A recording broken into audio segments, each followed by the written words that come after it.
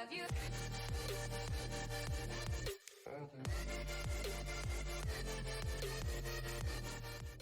What's going on, everybody? Welcome to another episode of The Artist Reads the Bible. Today we're going to be starting with Genesis 25. 25 is not bad. 26 a little long, but I think we're going to do 25 and 26. As usual, I got my highlighter, which I haven't been really using lately. I don't use it a whole lot in the Old Testament. So it's a lot of lineage, stuff like that. I use a lot in the New Testament.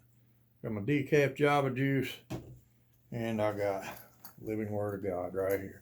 And my thing just fell out. My other marker from where me and my wife was reading. I think that's the right spot. I don't know.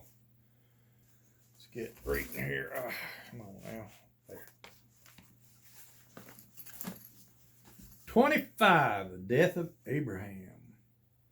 Abraham married another wife, whose name was Keturah. She gave birth to Zimram, Jokshan, Midian, Ishbak, and Shua. Good grief, 2, 4, 6 kids. Jokshan was the father of Sheba and Dedan. Dedan's descendants were the Asherites, Lutushites, and Lumites. Midian's sons were Ephah, Hanok, Abida, and Eldah. These were all descendants of Abraham through Keturah. Abraham gave everything he owned to his son Isaac, but before he died he gave gifts to the sons of his concubines and sent them off to a land in the east, away from Isaac. Abraham lived for 175 years, and he died at a ripe old age. Well, I'll tell you, we don't even live half that.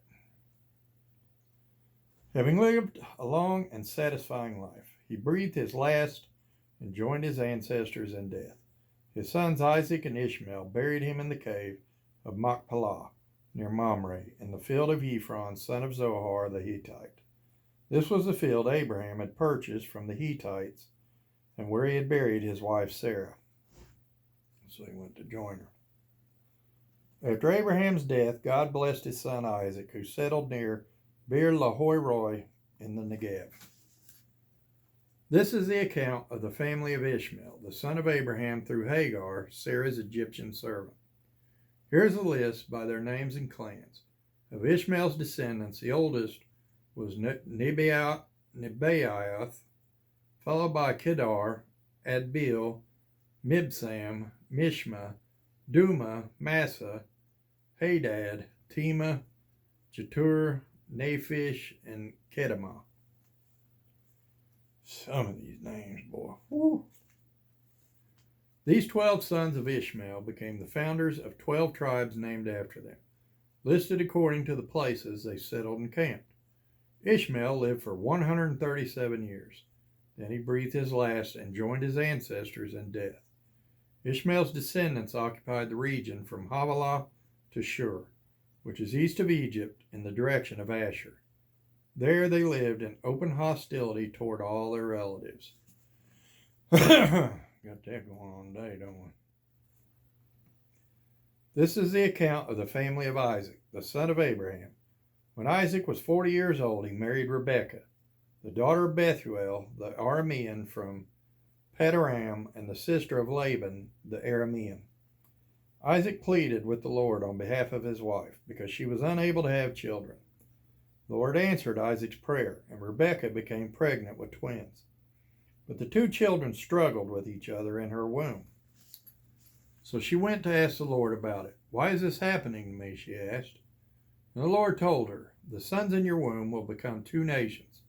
From the very beginning, the two nations will be rivals. One nation will be stronger than the other, and your older son will serve your younger son." Because he gave up his birthright for a meal. And when the time came to give birth, Rebekah discovered that she did indeed have twins. The first one was very red at birth and covered with thick hair like a fur coat, so they named him Esau. Then the other twin was born with his hand grasping Esau's heel. So they named him Jacob. Isaac was 60 years old when the twins were born. I'm 52, 8 years away from that. I have trouble getting out of bed in the morning. Good grief. I wouldn't want to be raising kids right now. As the boys grew up, Esau became a skillful hunter. He was an outdoorsman, but Jacob had a quiet temperament, preferring to stay at home. Isaac loved Esau because he enjoyed eating the wild game Esau brought home. But Rebekah loved Jacob. Well, now, Abraham gave you everything, and Abraham was a wealthy man. So that means he had plenty of sheep, goats, well, I don't know if they had cows over there or not. Had all kind of stuff. So, I would guess wild game probably like a delicacy to them. I don't know. One day when Jacob was cooking some stew, Esau arrived home from the wilderness, exhausted and hungry. Esau said to Jacob, "I'm starved. Give me some of that red stew."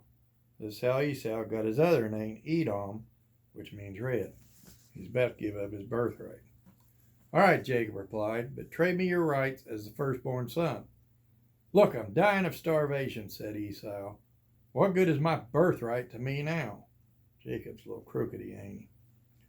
But Jacob said, "First, you must swear that your birthright is mine." So Esau swore an oath, thereby selling all his rights as the firstborn to his brother Jacob. Then Jacob gave Esau some bread and lentil stew. Esau ate the meal, then got up and left. He showed contempt for his rights as the firstborn. That's 25. I'm going to get some. Oh, man, my nose itches. Maybe I need to quit shaving my nose hairs. Because then when they grow back, oh my gosh, it drives me crazy.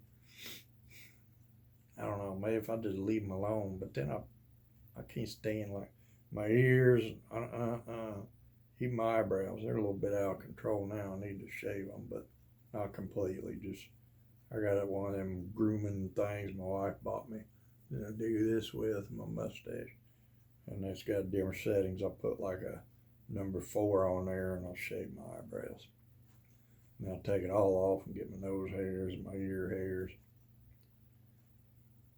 Now my ear hairs, when they grow back, don't really itch. It's just my nose hairs. Oh my gosh. Drives me crazy. Do love me some coffee, I ain't lying. Boy. Simple things in life, I'm telling you.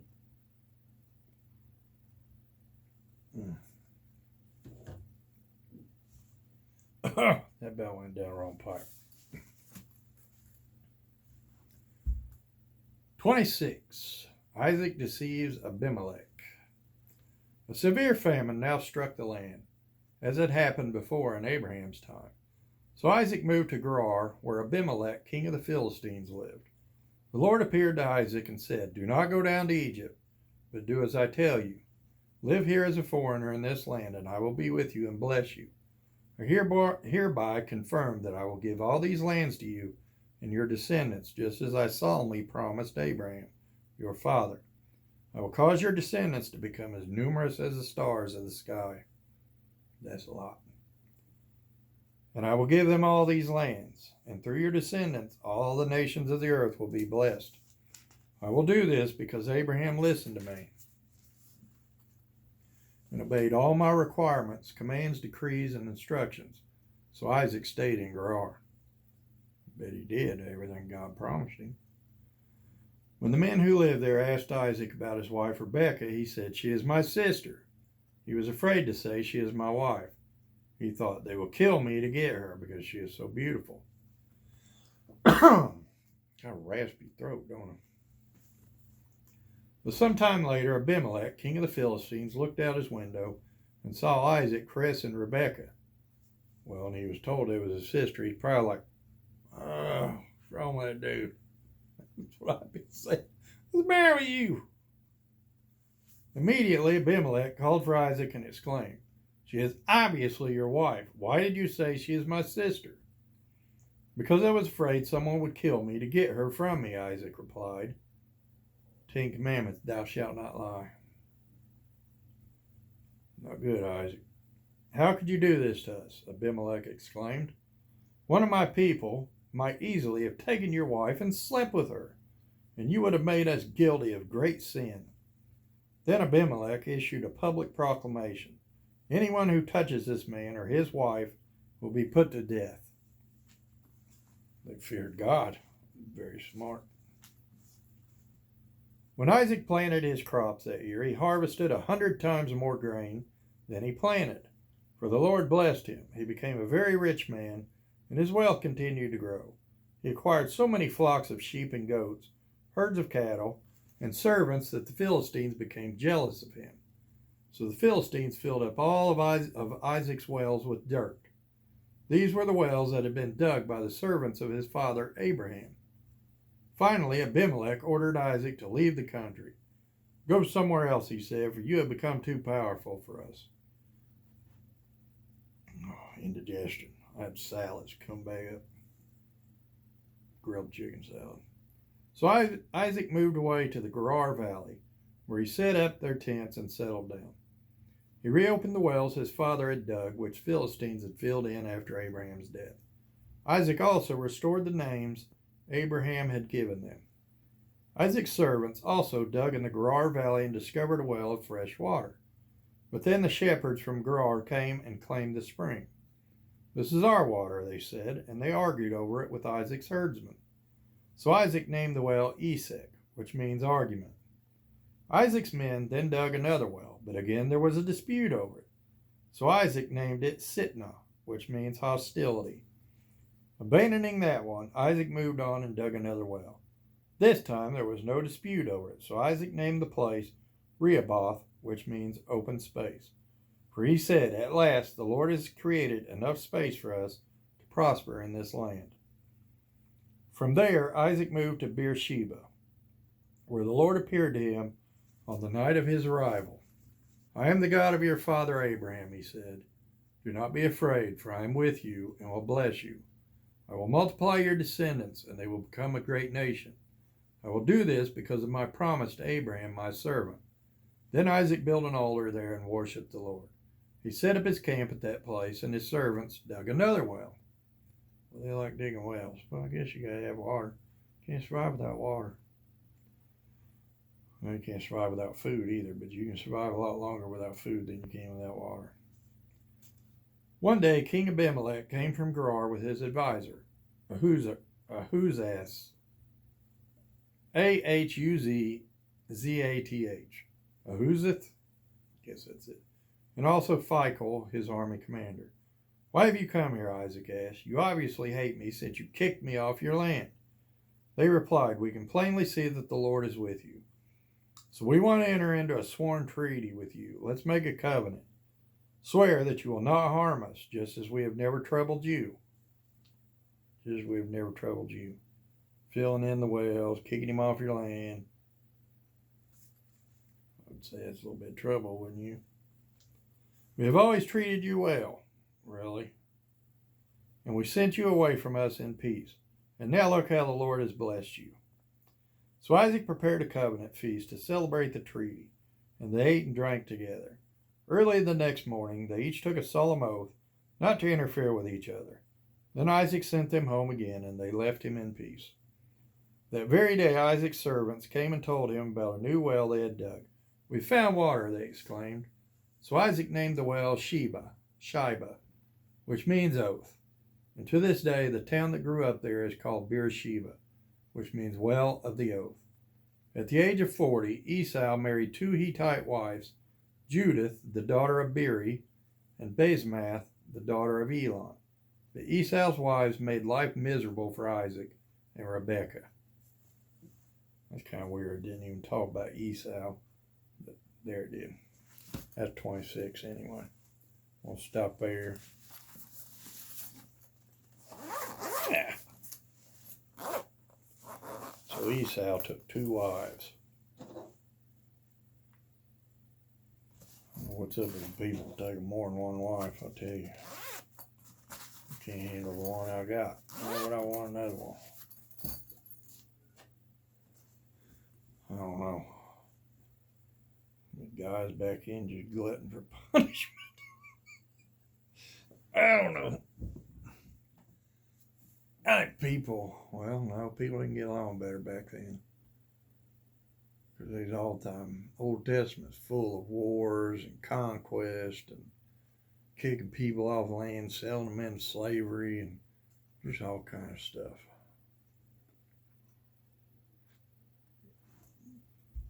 No, I wouldn't want more than one wife. Nope.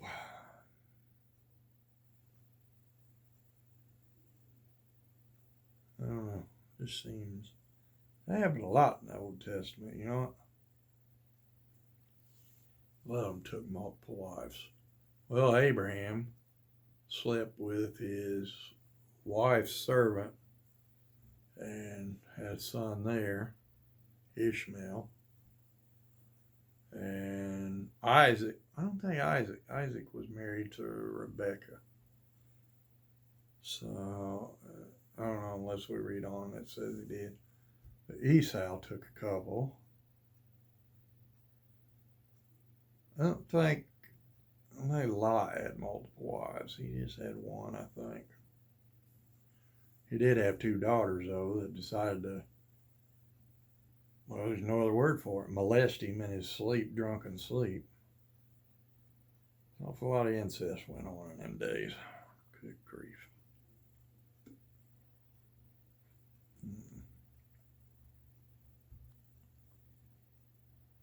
I tell you, I'm wore out today.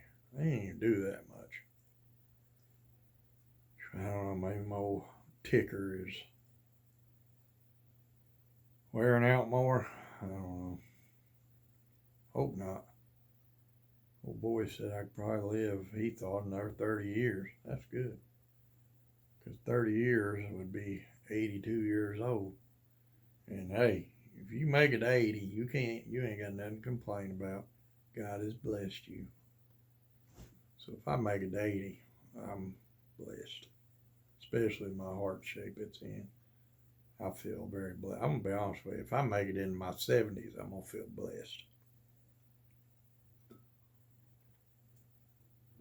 But if God wants you to live 100 years old, it don't matter what's wrong with you. You're going to live 100 years.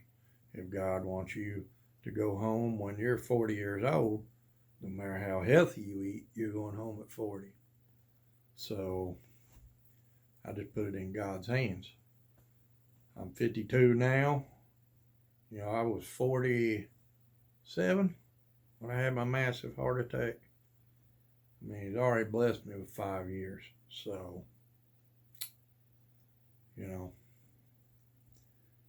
And all in all, I feel pretty good. So I do believe he'll bless me with many more years to come. Especially if I continue to do his will. You know, so I think I'm in good shape.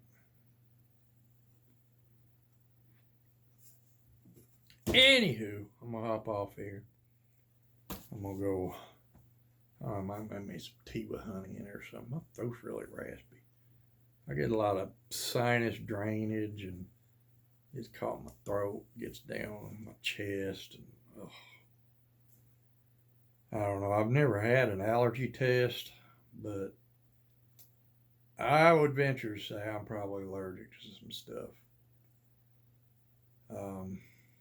More than likely cats because they sleep with us, but I ain't getting rid of them, so it don't matter. I just have to deal with that one.